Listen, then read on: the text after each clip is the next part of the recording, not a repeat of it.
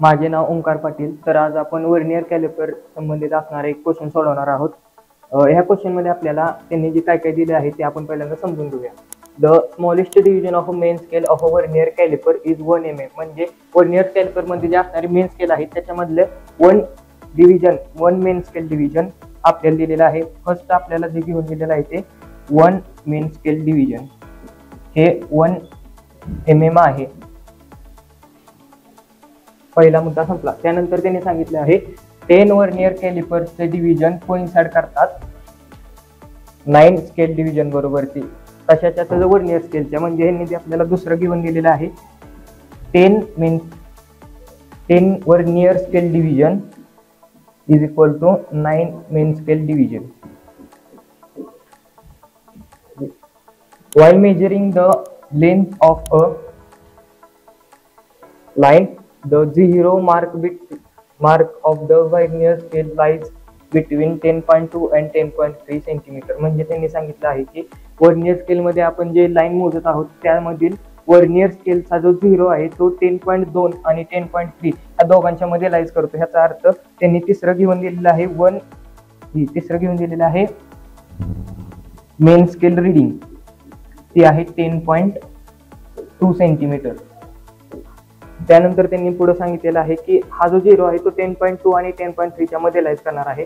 आणि त्याच्या पुढे सांगितलेलं आहे third division of a vernier calliper vernier scale coincide with a main scale division. म्हणजे दुसरा मुद्दा त्यांनी दिलेला आहे वर्नियर स्केल डिव्हिजन हे थर्ड आहे आणि ते कोइन्साइड करते मेन स्केल बरोबर कोणत्याही डिव्हिजनला, म्हणजे कोणत्याही एका मेन स्केलच्या मार्कवरती. आणि त्यांनी आपल्याला लिस्ट काउंट आणि लेंथ काढायला सांगितलेलं आहे. लिस्ट काउंट काढण्यासाठी आपल्याला 2 नंबरला जे दिलेलं आहे ते आणि फर्स्ट नंबरला दिलेलं जे आहे गिवन त्याच्यावरून आपल्याला लिस्ट काउंट काढता येईल. लिस्ट काउंटचा फॉर्म्युला असतो least count is equal to n minus m upon n into 1 MSD. ह्यामध्ये m हे MSD ला मानायचं आणि n हे VSD ला. त्याच्यानुसार जर आपण काढलं तर 10 minus 9 upon 10 into 1 MSD. 1 MSD ची किंमत आपल्याला गिवन मध्ये दिलेली असते ती आहे 1 मिलीमीटर. लिस्ट काउंट येतो 1 upon 10 into 1 millimetre is equal to 0.1 millimetre.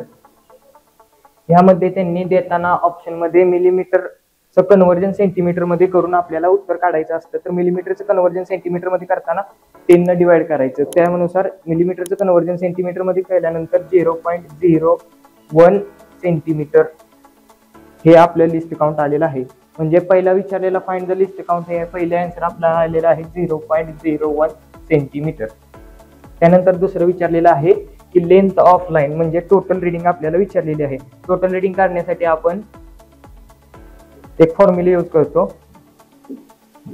Total reading is equal to main scale reading plus vernier scale reading. तर ह्यामध्ये आपल्याला गिवन मध्येच vernier scale main scale reading दिलेली आहे 10.2 सेंटीमीटर ती आपण इथं ठेवूया. प्लस वर्नियर स्केल रीडिंग काढण्यासाठी vernier scale division into least count करायचा.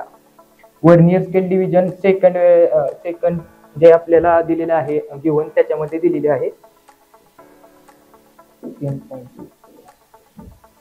Vernier scale division 3 into least count आपण फाइंड केलेला आहे 0.01 सेंटीमीटर. यामध्ये 0.01 सेंटीमीटर मध्ये सेंटीमीटर पुट करावं कारण हे सेंटीमीटर मध्ये असल्यामुळे ते सेंटीमीटर मध्ये पुट.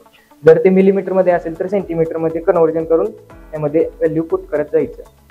आता आपलं फायनल आन्सर येते 10.2 प्लस 0 10.2 म्हणजेच 10.20 plus 0.03 is equal to 10.23 centimetre. ही आहे टोटल लेंथ ऑफ